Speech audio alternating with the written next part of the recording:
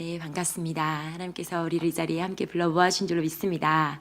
특별히 고난주간에 우리가 주님의 십자가를 묵상하고 또 주님의 사랑을 기억하면서 그렇게 한 주간을 주님 앞에서 귀한 시간을 올려드리면서 살아가다가 이 자리에 모인 줄로 믿습니다.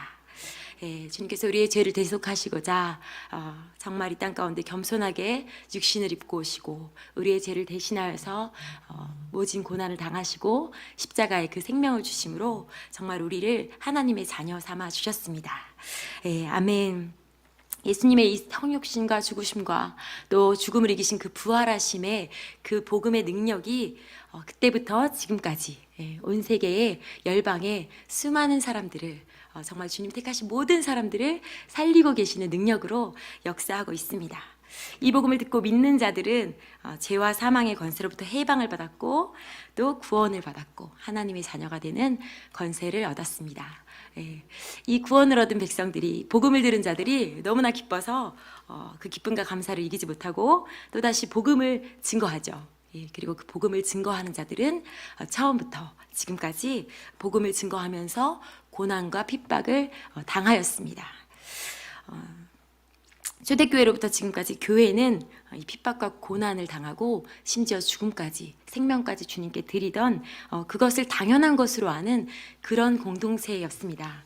그리고 그리스도인들은 그리스도 예수의 이름으로 구원과 생명을 얻음과 동시에 또 그 이름 때문에 미움과 핍박과 고난을 당하는 그러한 사람들이었습니다. 아멘. 우리가 그러한 자들입니다. 우리가 그리스도인입니다.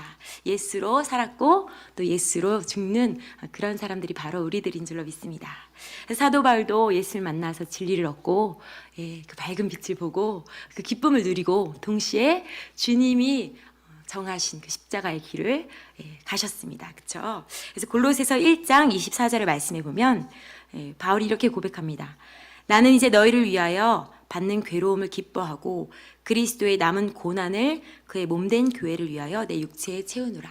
그리스도의 남은 고난을 그 몸된 교회를 위하여 자신의 몸에 채우면서 고난과 고통 가운데 그리고 헌신적으로 복음을 증거하고 사역하였습니다.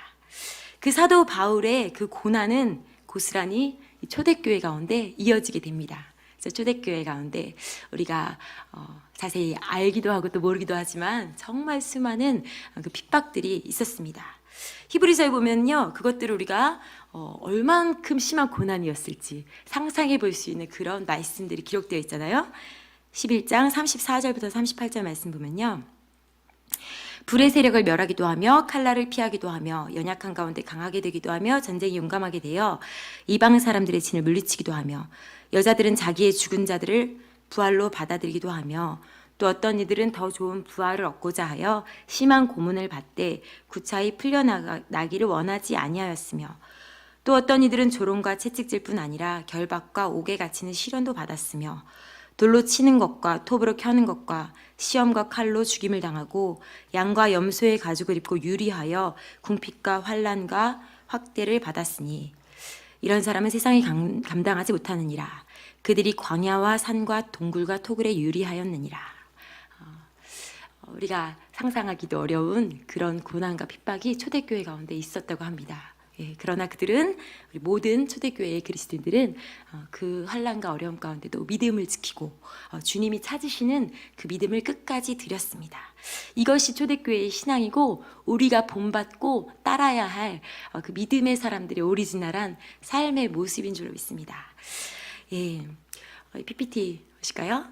특별히 오늘은 저희가 정말 그리스도인의 삶, 생명까지 주님께 귀한 것으로 여기지 않고 드렸던 수많은 우리 믿음의 선배들이 있잖아요. 성경 말씀 가운데도 계시지만 또 우리 민족의 역사 가운데도, 우리 한국 교회 가운데도, 또 우리 주변에도 이런 죽기까지 자신을 드리면서 주님 앞에 순종하고 믿음으로 나아갔던 그러한 사람들이 있습니다.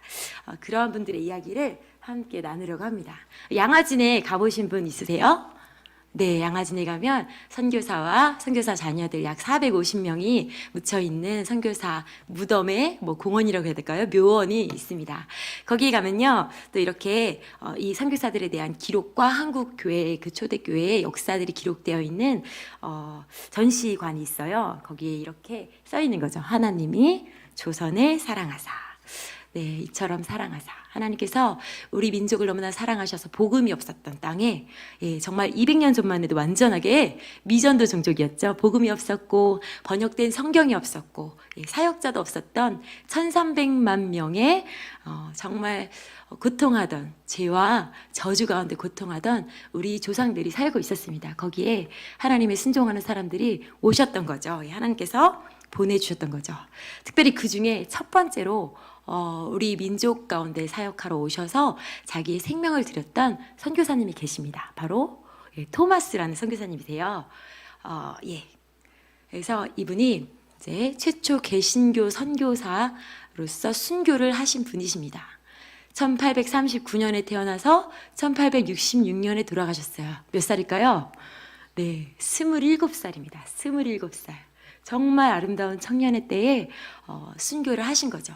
근데 기가 막히게도 조선 땅에 발을 내리자마자 목을 베어 돌아가시게 된 거죠. 이 토마스 선교사님은요, 원래 중국에서 사역하시던 선교사님이시라고 합니다. 24살 때 중국에 가신 거예요. 이 아내 선교사님과 함께. 근데 아내 선교사님이 임신을 하셨고 중국에 너무 적응을 여러 가지로 못하셔서 힘들어하시고 계시고 그러던 어느 날 이 토마스 선교사님이 이 내륙 지역으로 다른 지역으로 지방에 여행을 갔다가 오시는데 돌아왔더니 이 선교사님 사모님이 이 자매 선교사님이 돌아가셨던 거예요. 그래서 마지막도 보지 못하고 진짜 중국에 와서 막 초기 정착하고 있었던 그런 상황 가운데 이 사랑하는 아내가 죽은 거잖아요. 너무 낙심을 하고 나는 이제 선교를 안 해야겠다 이런 고백을 하셨대요. 하셨대요. 그런데 고백은 그렇게 낙심해서 드렸지만 어떻게 집에 그냥 돌아갈 수가 있겠어요. 그래서 이 중국 가운데 머물러 있다가 그 동역자이죠, 윌리엄슨이라는 선교사님을 만나게 됩니다. 그래서 그분을 통해서 다시 이 선교의 부르심, 선교의 불을 다시 마음을 받게 된대요. 그러다가 이 윌리엄슨이라는 선교사님께서 이 토마스 선교사님에게 더 이상 중국에서 슬퍼하고 아내를 막 이렇게 기억하면서 힘들어하지 말고 조선을 바라볼 수 있도록 조선을 소개해 주신 겁니다. 조선에는 당시 아까도 말씀드렸지만 1300만 명이 주님을 모른 채로 그렇게 살아가고 있었던 거죠. 그래서 이제 조선에 가서 사역하면 어떻겠나 했을 때 토마스 교사님이 정말 그 마음을 받고 조선을 마음에 품은 거죠. 그리고 내가 조선에 가서 사역해야겠다 하고 결정을 하고 1년 동안 많은 사람들을 만나고 또 조선의 언어를 배우고 그렇게 하면서 조선에 갈 준비를 하시기 시작합니다. 그래서 특별히 이분께서 이 당시에 천주교도들이 핍박을 받고 이 중국 만주 이런 지역으로 망명와 있던 분들이 계셨는데 그런 분들을 만나면서 이 조선에 대해 알아가고 배우고 이렇게 준비를 하시는데 놀라운 것은 천주교 신자인 이 조선 사람들이 이 성경책을 하나도 모르는 거예요. 이 말씀을. 그래서 이분이 나는 조선에 갈 때 꼭 성경책을 가지고 들어가야겠다. 가지고 가서 이것들을 사람들에게 나눠줘야겠다. 당시에는 번역된 한국어 성경이 없었어요. 그래서 이 한문으로 된 성경책을 많이 이렇게 구하십니다. 그리고 나서 이 제너럴 셔먼호라는 역사 속에서 한번 들어보셨을 텐데요. 이 미국의 상선에 취직을 하셨어요. 이 통역관으로. 그리고 이 마음에 품은 조선 땅으로 들어가시는 거죠. 들어가셨는데 사실은 그 들어가서 바로 순교를 하신 겁니다. 토마스 선교사님이요, 이 돌아가시기 전에 이분이 영국 출신의 선교사님이세요. 영국에 이 기도 편지를 보냅니다. 편지엔 이렇게 내용이 적혀 있어요. 아주 잔인하고 사악한 대학살이 최근 조선에서 일어났습니다. 그럼에도 누군가 조선에 들어가 선교의 문을 여는 것의 중요함을 깨달아 제가 조선에 들어가기로 결정하였습니다. 이게 무슨 얘기냐면요. 이때가 1866년이잖아요. 이때가 병인해라고 하는데 병인양요, 병인박해 이런 얘기를 어디서 들어온 것 같으시죠? 그러니까 병인해에 박해가 일어났어요. 무슨 박해냐면 천주교도들을 정말로 많이 죽였습니다. 프랑스에 이 신부님들이 계셨는데 12명의 신부 중에 9명의 목을 뱄어요.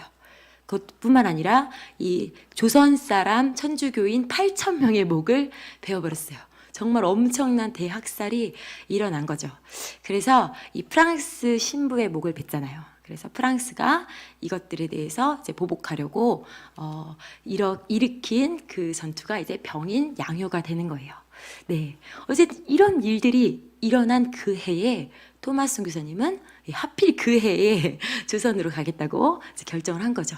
예, 이것이 사람들의 생각으로 볼 때는 전혀 지혜로운 선택이 아니죠. 예, 1년 있다 가면 되잖아요. 몇 달 있다 가면 되잖아요. 그런데 하필 그때에, 그러나 그럼에도 불구하고 지금 누군가가 조선에 들어가서 선교의 문을 열어야 된다 하면서 그런 선택을 하고 이 자기의 본토 고향 교회에 이 선교 편지를 쓰신 겁니다. 이분은 목사님의 아들이셨대요. 그래서 목사님의 아들, 아버지 목사님은 영국의 웨일즈의 하노버라는 지역에서 사역을 하고 계셨고, 그 교회에 이런 편지를 쓰고 당연히 교회가 축복하고 허락하고 또 그렇게 하면서 이분이 이 조선으로 걸음을 떼게 되는 겁니다. 이 당시에 영국 교회에 정말 부흥이 있었는데, 영적인 대각성들이 있었는데, 그러면서 이 영국 교회가 선교를 했어요. 그래서 아프리카를 섬기고, 그렇게 할 때 수많은 아프리카의 순교자들이 있었습니다. 그러니까 이 토마스 선교사님 그리고 영국 교회 아버지 목사님 모두가 이 어려울 때에 가장 복음이 필요하다, 위험한 곳에 가장 주님의 역사 필요하다, 이것을 계속해서 보고 계속해서 믿고 그렇게 자라났던 것입니다. 그렇기 때문에 이 토마스 선교사님이 고민하지 않고 이 병인 양요 일어난 이 해에 조선에 들어가신 거죠. 네. 그래서 그렇게 조선 땅에 들어갔는데 병인 양요가 일어나고 또다시 이제 미국 배가 들어오니까 조선이 얼마나 긴장을 해요.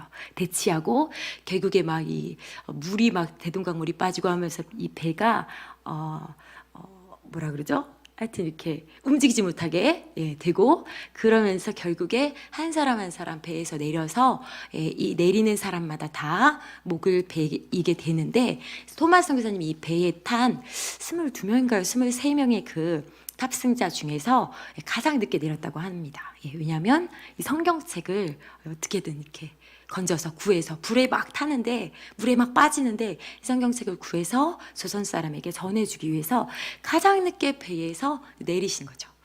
배에 내리자마자 그를 기다리고 있었던 것은 이 목을 베려고 하는 이 병졸이죠.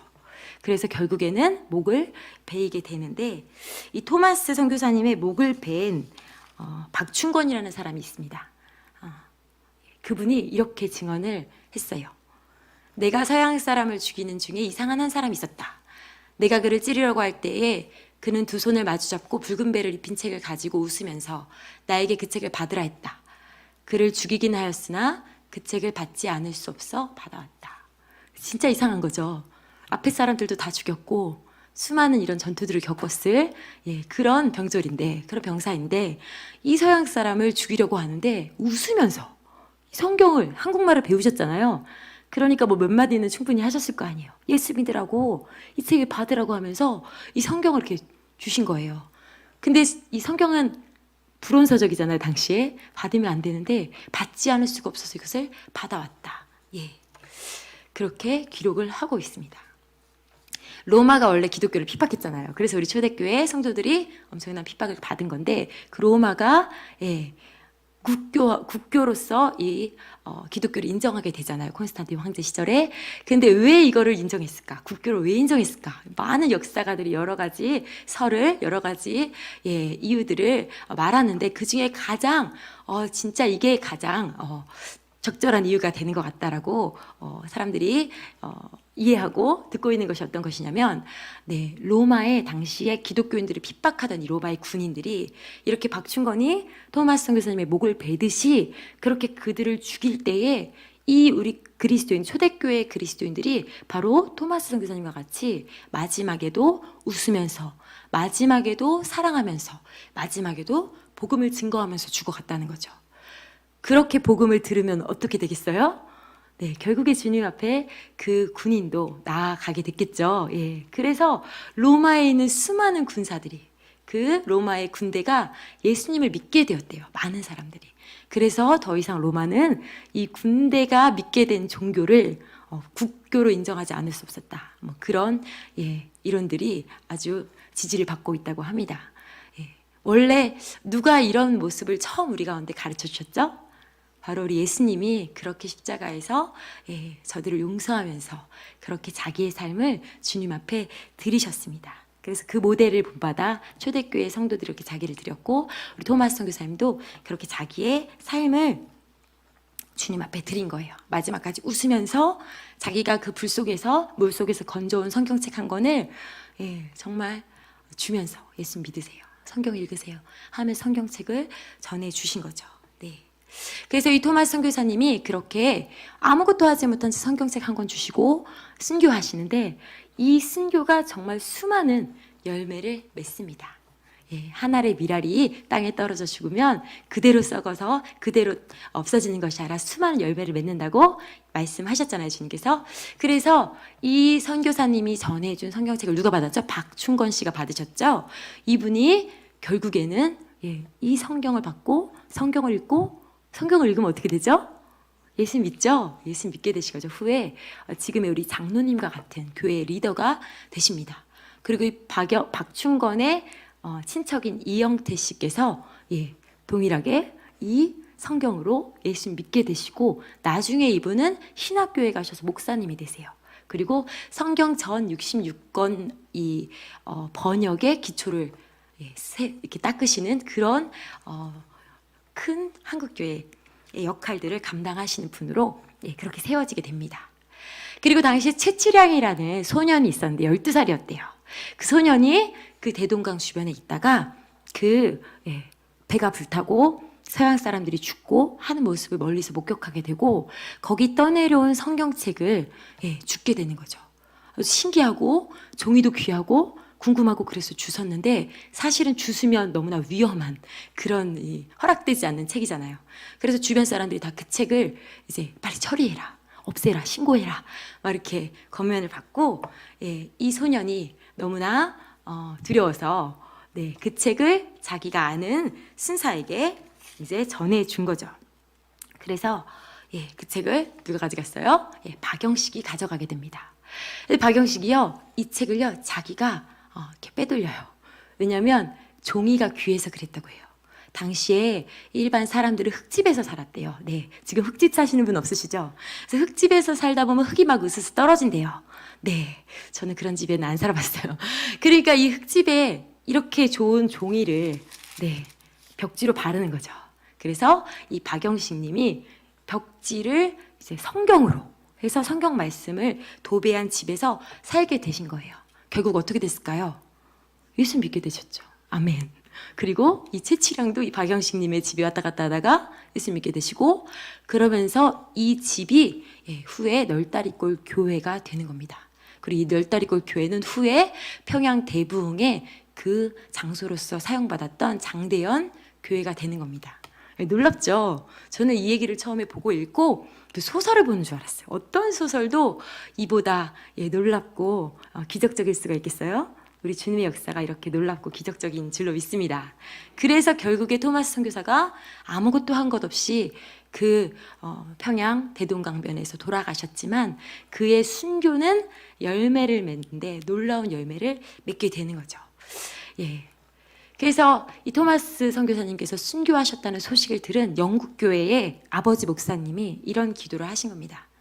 하나님, 내 아들을 목베어 죽인 민족이지만 아들의 죽음이 헛되지 않도록 조선이 주님 앞에 돌아오기를 기도합니다 하면서 남은 자신의 평생을 자신의 아들 죽인 그 민족을 위해서 기도하시고 20여 년 기도하시고 돌아가시고, 이 목사님이, 아버지 목사님 돌아가신 그 다음 해에 언더우드 선교사님이 한국에, 조선에 들어오시게 됩니다. 우연일까요? 기도의 응답인 줄 믿습니다. 이뿐만이 아니었어요. 또한 이 토마스와 함께 중국에서 사역하던 선교사들 있잖아요. 토마스의 죽음에 대해서 듣고 얼마나 마음이 아팠을까요?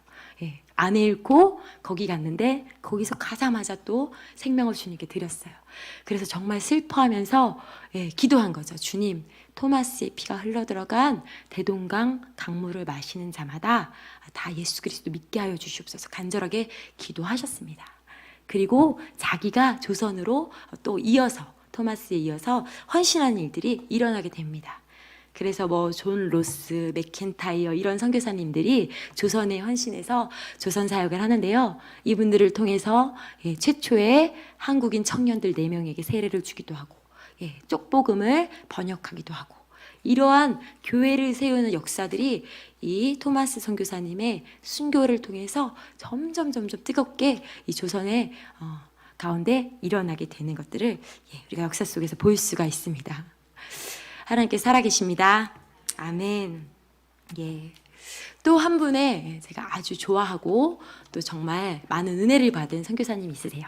이분은 존 헤론이라는 분이에요. 토마스는 많이 들어보셨을 수 있는데 존 헤론은 어쩌면 잘 모르시는 분들도 있을 수 있습니다. 사실은 우리 장로교 최초의 선교사님이 언더우드 선교사님이시고 또 감리교 최초의 선교사님이 아펜젤러 선교사님이신데 그분들보다 먼저 미국에서 출발하신 분이 이분이세요. 존 헤론. 그런데 이 갑신정변이라는 이 역사적인 사건 때문에 잠시 일본에 머무르다가 한 발 놓쳐가지고 이 첫 번째 선교사의 영광을 이렇게 차지하지 못하셨는데 어쨌든 이분은요 의사하셨습니다. 의사. 그래서 이 천재적으로 똑똑해가지고 수석으로 입학하고 수석으로 졸업하는 그런 사람 있잖아요. 아주 나쁜 사람들. 그래가지고 얼마나 똑똑한지 이 학교를 다니는 중에 이미 교수를 시켜주겠다고 약속을 받고 그리고 이 대학교의 의과 대학교의 그 학장님의 딸과 약혼을 하고 그러니까 아주 장래를 촉망받는 그 훌륭한 똑똑한 천재 의과생. 그런데 이 사람이 마음에 조선을 품고 조선으로 선교 가기를 소망하는 겁니다. 그러니까 사람들이 이분에게 뭐라고 했겠어요? 정말 훌륭하다. 진짜 숭고하다.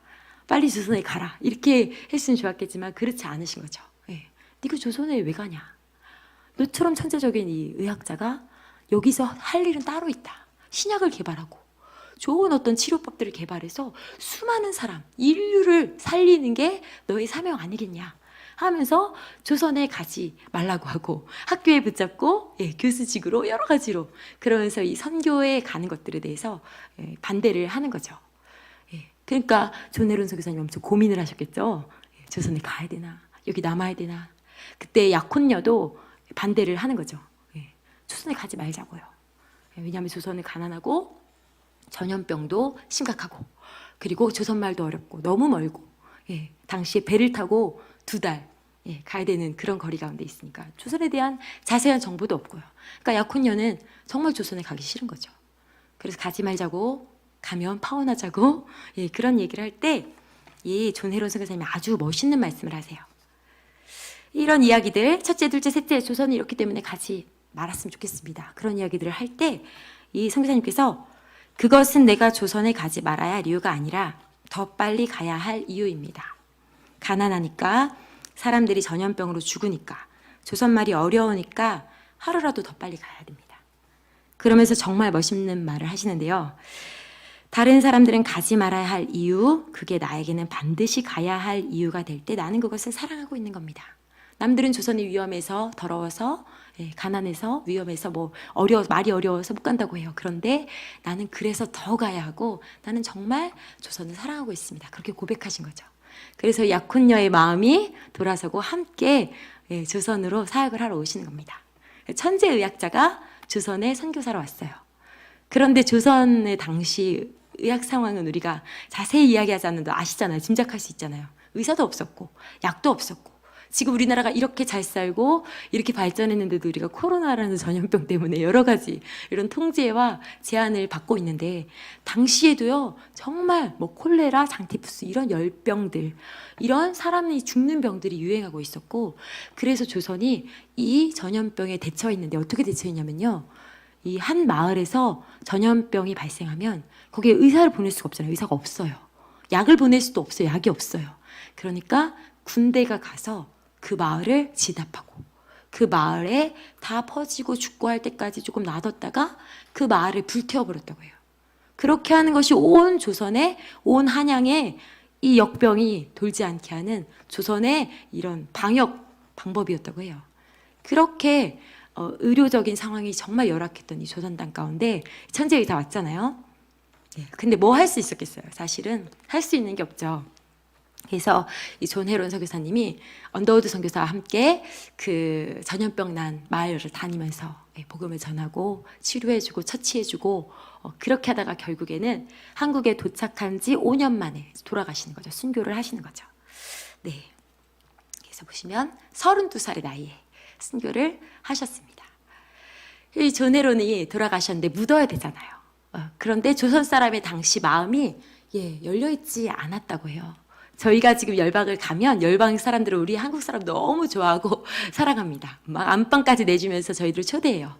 그런데 당시에 우리 민족의 마음은 서양 사람들에서 꽁꽁 닫혀 있었던 거죠. 그래서 이 서양 사람 몸을 어디다 묻냐 하면서 묻을 땅도 주지 않은 거예요. 그래서 언더우드 선교사님이 이 고종 황제 찾아가서 받은 땅이 바로 지금의 양화진이고, 이 존 헤론 선교사님이 그 첫 번째 선교사로서 그 양화진에 묻힌 분이 되시는 겁니다. 이 존 헤론의 죽음을 맞이하고 슬픔과 뜨거운 마음을 느낀 이 언더우드가 미국으로 다시 2달 배를 타고 돌아가요. 그래서 뭘 했냐면 미국의 청년들에게 조선을 나눈 거죠. 존 헤론과 같이 조선을 위해서 목숨을 바칠 사람 일어나시오. 그래서 결과적으로 이 존 헤론의 죽음과 언더우드의 이런 청년의 선교 동원 사역들이 열매를 맺어서 이후에 약 3,000명의 청년들이 조선으로 와서 복음을 전하고 여러 가지 문화 사역과 우리를 살렸던 그런 일들을 감당하게 되는 겁니다. 그러니까 존 헤론 선교사님의 이 죽음이 위대한 복음의 열매를 맺게 된 거죠. 존 헤론 선교사님이 죽기 전에 이런 말씀을 하셨어요. 나를 가지 말라고 했던 그 사람들의 말이 어쩌면 맞습니다. 나는 와서 의료에 대해 연구한 것도 없고 내가 고친 사람보다 못 고친 사람이 더 많았습니다. 내가 전도해서 믿은 사람보다 안 믿은 사람이 더 많습니다. 나는 너무 작은 일을 했습니다. 그러나 그 모든 일은 예수님을 위해서 한 일입니다. 아멘. 존 헤론의 아주 그 작은 순종, 그러다 위대한 그 순종이 하나님의 역사를 우리 민족 가운데, 우리 한국 가운데서 전진하게 하였습니다. 지금도 이런 역사가 계속되고 있습니다. 알고 계세요? 초대교회에만, 또 우리 한국교회 초기에만 이러한 순교와 생명을 드린 섬김의 역사가 있는 것이 아니죠. 지금도 우리 주변에 가까이는 아니지만 이런 일들이 있습니다. 제가 알고 또 만났던 순교자들이 있으세요. 그래서 제가 그분들에 대해서 나누기를 원합니다. 먼저는 제가 섬기는 지역에 순교하신 목사님이세요. 제가 2009년에 선교지 현장에 나아갔고 2010년에 이분이 순교하셨어요. 아루뚜르라는 현지인 목사님이십니다. 저희 지역은, 제가 사역하던 지역은 99.98% 이슬람의 지역이에요. 교회가 300만 명의 인구 중에 500명의 성도가 있다고 알려졌는데 500명도 사실 찾아도 어디 있는지 모르겠어요. 그만큼 보이지 않아요. 그런데 이분이 원래는 마약 중독자였다가 주님을 만나게 되신 거예요. 새 삶을 얻으시고 자기의 삶을 다 드리면서 아예 공개적으로 교회 사역을 하셨어요. 막 교회 건물을 세우시고 막 전도하시고 거리에서 막 책을 나눠주시고 그러면서 성도들이 모여들고 부흥하고 그랬을 때 이 이슬람 무장 세력들이 교회 앞에 와서 2010년, 2015년까지만 해도 제가 살던 지역에는 아주 이 이슬람 무장 세력들이 활동을 많이 하고 있었던 시대였어요. 지금은 그렇지 않지만. 그래서 그들이 교회 앞에 찾아와서 이분을 권총으로 3발 쏘고 이분이 바로 그 교회 앞에서 돌아가시게 된 거죠. 2010년에. 그래서 교회가 다 두려움에 빠진 거예요. 왜냐하면 그 사람들이 또 올 거 아니에요. 우리 교회 앞으로. 나도 죽을 거 아니에요. 그리고 교회에 막 편지가 날아왔어요. 폭탄을 터뜨리겠다. 그래서 막 경찰이 와서 교회를 보호해주고, 어쨌든 그런 위기가 이 교회 가운데 있었어요. 많은 사람들이 막 우울함에 빠지기도 하고 두려움에 빠지기도 하고 흩어지기도 하고. 그러나 하나님께서 이 순교자의 피를 기억하시잖아요. 그래서 결국에 지금 벌써 10년이 지났는데 교회는 여전히 작지만, 여전히 정말 힘이 없어 보이지만 교회 안에 복음의 능력이 회복되어 가고 있어요. 이 교회에서요, 정말 선교 못할 수밖에 없어 보이는 그런 작고 가난하고 그런 교회잖아요. 그런데 이 교회 가운데서 열방을 향한 기도가 계속되어지고 있습니다. 청년들이 일어나서 소수, 정말 청년들이 소수밖에 없어요. 그런데 그들이 선교 훈련을 받고 열방에 나가겠다고 결정을 하고, 정말 단기 선교를 다녀오고, 그러한 정말 놀라운 은혜들이 있습니다. 이제 시작이죠. 앞으로 하나님께 정말 토마스 선교사님의 순교의 열매를 우리 지역 가운데 우리 교회가 한국 교회 가운데 이루신 것처럼 우리 이 지역 가운데 하나님께서 부흥의 열매를 맺어 주실 줄로 믿습니다. 아멘. 네, 이분은 한국인이시죠. 네. 1978년에 태어나셔서 2019년에 돌아가셨어요. 그러니까 살아계셨으면 지금 44살의 청년 아저씨인가요? 젊은 사역자예요. 저랑 같이 선교 훈련을 받았던 형제인데요. 사역자 이름이 김천국이에요. 2019년에 돌아가셨죠. 터키 땅에서 사역을 하고 계셨는데요. 거기서 특별히 터키 민족이 아니라 소수 민족이 거기 있어요. 쿠르드 민족이라고 지배받고 있는 민족. 그 민족을 섬기던 분이에요. 그래서 이제 사역하시던 어느 날 매일매일 전도를 합니다. 그런데 어느 날은 전도를 못하는 날이 생겨요. 네. 그래서 이분도 어느 날 이 동료 사역자의 이사를 도와주게 되어서 그날 이사를 도와주지 않을 수가 없죠. 열방엔 이삿짐 센터도 없고 친척도 없고, 그래서 같이 이삿짐을 날라주고 저녁이 되었는데 이 전도를 하지 않을 수가 없었대요. 그래서 전도를 하러 나간 겁니다. 근데 이분이 정말 가난하고 위험한 지역으로 얼마 전에 이사를 가신 상황이었어요. 더 그런 곳에 가서 영혼들을 만나기를 소망하면서 더 험한 지역으로 이사를 가셨는데, 그 지역에서 밤에 전도를 하러 나가셨을 때 돌아오지 않으신 거죠. 이분이 어떤 사람에 의해서 수십 차례 칼에 찔려서 병원으로 이송되는데, 바로 그 범인은 심지어 청소년이었어요. 그래서 이분이 이송됐지만 결국에 생명을 다하시고 주님께 생명을 드리게 된 거예요. 순교하신 거죠. 당시에 이분의 이 자매 선교사님에게는 배에 이제 태아가 있었어요. 그리고 이분이 순교하시고 그 한 열흘, 2주 안에 둘째 아이를 출산하는 그런 일들을 이제 겪으십니다. 너무나 마음이 아프죠. 네. 그런데 이분의 순교를 통해서 정말 하나님께서 얼마나 큰 일들을 이 터키의 이 소수민족 가운데, 쿠르드 민족 가운데 행하고 계신지 몰라요. 그래서 이분이 섬기던 형제님, 현지인 형제, 이분의 죽음 가운데 예수님을 만나는 거죠. 그리고 예수님 앞에 돌아오고 자기도 이 형제처럼 살겠다 고백하면서 주님 앞에 세워져 가고 있어요. 그리고 또한 이분과 함께 사역했던 우리 선교사님들 있잖아요. 그분들이요, 날마다 목숨을 걸고 전도를 하지 않을 수가 없는 거죠. 정말 목숨을 걸고 전도를 하는 그 사역자들을 통해서 계속 복음이 증거되고 교회의 부흥이 계속되고 있다고 합니다. 그리고 이 지역을 섬겼던 혹은 이분을 알고 있는 수많은 청년들 가운데 선교하겠습니다 했다가 지쳐서 그만하겠습니다, 혹은 선교하겠습니다 했다가 삐져서 마음이 상해서 못하겠습니다 했던 청년들이 많았는데, 그분들이 이분의 죽음을 통해서 다시 주님 앞에 헌신하면서 돌아오고 사역을 시작하고 또 실제로 이 터키 땅으로 나아가는 일들을 제가 보았습니다. 마치 우리 존 헤론 선교사님의 죽음처럼 이 우리 김천국 선교사님의 죽음이 수많은 청년들이 일으키고, 또 이 터키 땅의 사역이 쉽지 않은 것이에요. 왜냐하면 너무 잘 살아요. 그래서 복음이 들어갈 틈이 없어요.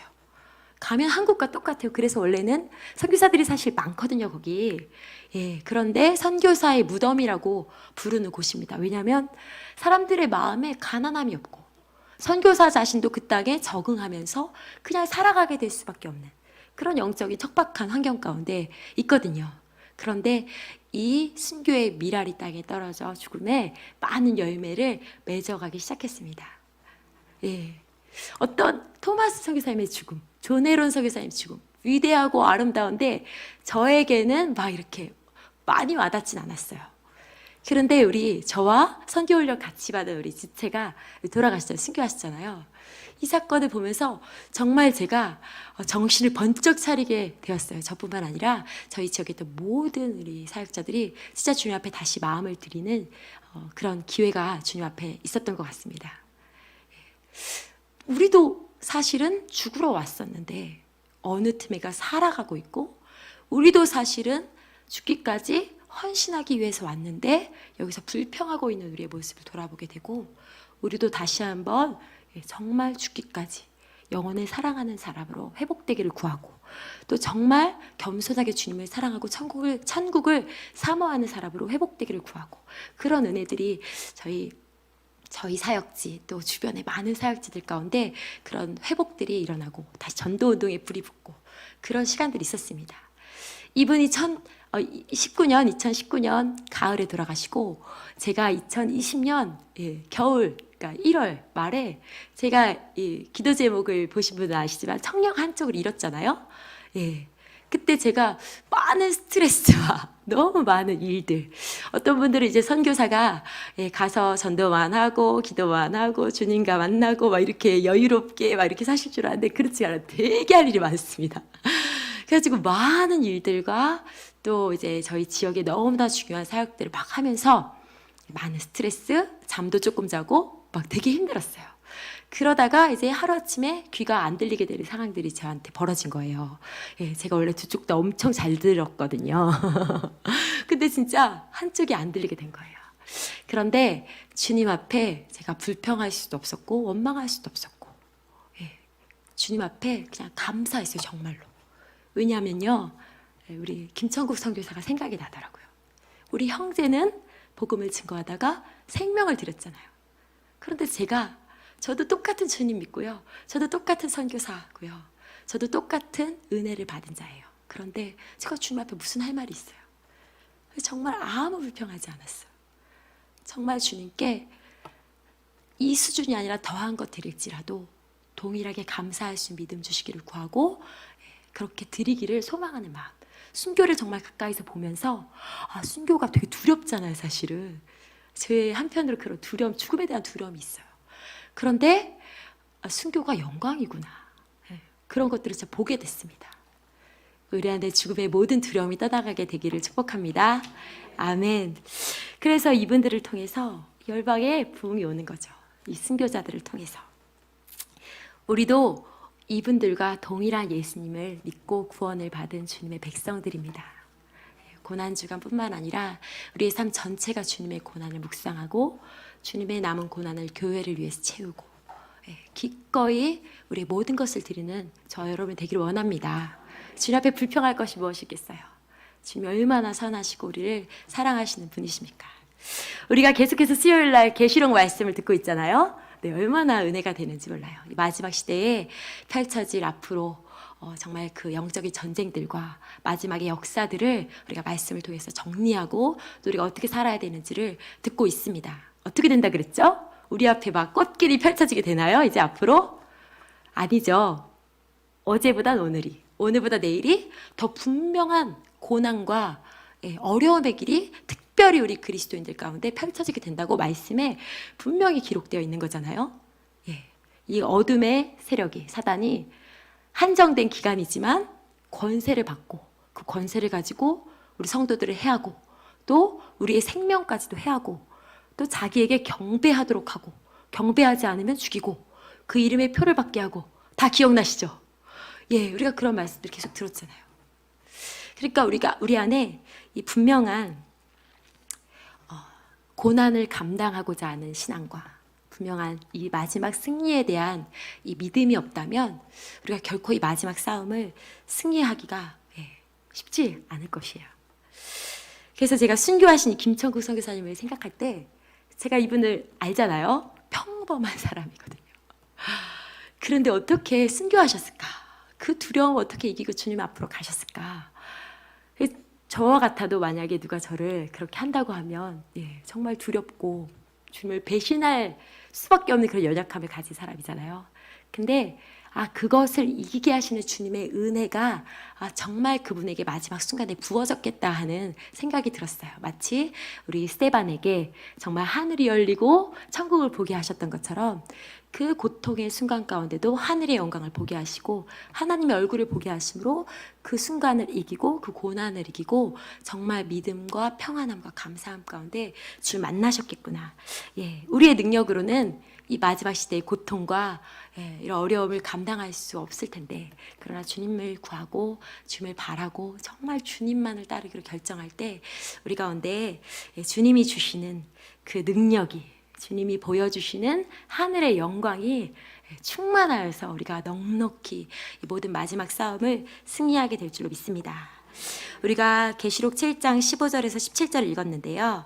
그 앞에 13절, 14절을 보면 이런 말씀이 써 있습니다.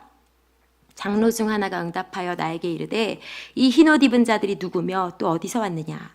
내가 말하기를 내 주여 당신이 아시나이다 하니 그가 나에게 이르되 이는 큰 환난에서 나오는 자들인데 어린 양의 피에 그 옷을 씻어 희게 하였느니라. 이 택한 자들 14만 4천 명이 주님 앞에서 어린 양의 노래를 부르는데요. 이들이 누구냐고 물었더니요, 큰 환난에서 나오는 자들. 네. 그리고 어린 양의 피에 그 옷을 씻어 희게 된 자들인 거죠. 이들을요, 주님께서 15절에 보시면 그러므로 그들이 하나님의 보좌 앞에 있고 또 그의 성전에서 밤낮 하나님을 섬김에 보좌에 앉으신 이가 그들 위에 장막을 치리니. 주님께서요, 이 흰옷 입은 자들을, 환난에서 나온 어린 양의 피에 씻겨진 자들을 보좌 앞에 두시고 밤낮 하나님을 섬기게 하시고 그들 위에 장막을 치시고 그들에게 약속의 그 보상에 대한 그 약속을 주시는데요. 뭐라고 기록되어 있습니까? 저희가 다시는 줄이지도 아니하며 목마르지도 아니하고 해나 아무 뜨거운 기운에 상하지 아니할지니 이는 보좌 가운데 계신 어린 양이 저희의 목자가 되사 생명수 샘으로 인도하시고 하나님께서 저희 눈에서 모든 눈물을 씻어주실 것이미로라. 아멘. 우리가 마지막 날에 주님을 만나죠? 네, 아멘. 꼭 만날 겁니다. 그때 주님께서 우리의 눈물을 씻어주실 준비를 하고 계신 거죠. 주님께서 우리의 모든 눈물과 아픔과 고난과 주님을 위해서 받았던 핍박과 어려움과 참았던 것들과 드렸던 눈물의 기도들을 다 기억하시고 우리의 눈물을 씻어주신다고 말씀하십니다. 그런데 우리 눈에 눈물이 없다면, 주님 씻어주려고 하시는데 눈물이 없는 거예요.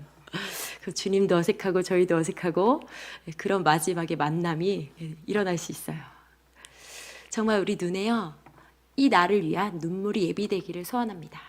나를 위해도 울어야 되겠지만, 나 때문에도 주님 앞에 울고 회개하고 간구하고 물론 해야겠지만, 그것을 넘어서 이제 하나님 나라를 위해서 이 복음에 참여하고 열방의 영혼들을 위해 눈물을 흘리고 믿지 않는 우리 지체들을 위해서 눈물을 흘리고 우리 무너져가는 다음 세대를 위해서 눈물을 흘리고 우리 한국교회 부흥을 위해서 눈물을 흘리고 우리 사랑하는 몸된 교회 하나님께서 정말 부흥의 길로 은혜의 길로 인도하셔서 우리 교회 주님 사용하시도록 눈물을 흘려서 기도하고 주님 앞에 그렇게 서는 저와 여러분이 되기를 소원합니다. 정말 주님께서 우리의 눈물을 다 닦아주실 것입니다. 그래서 우리 성도는 고난 가운데 있지만 반드시 승리하고 정말 주님의 그 사랑 가운데서 영원한 참된 안식을 누릴 그 약속을 보장받은 자들입니다. 아멘. 이 시간 우리 함께 그렇게 기도했으면 좋겠습니다.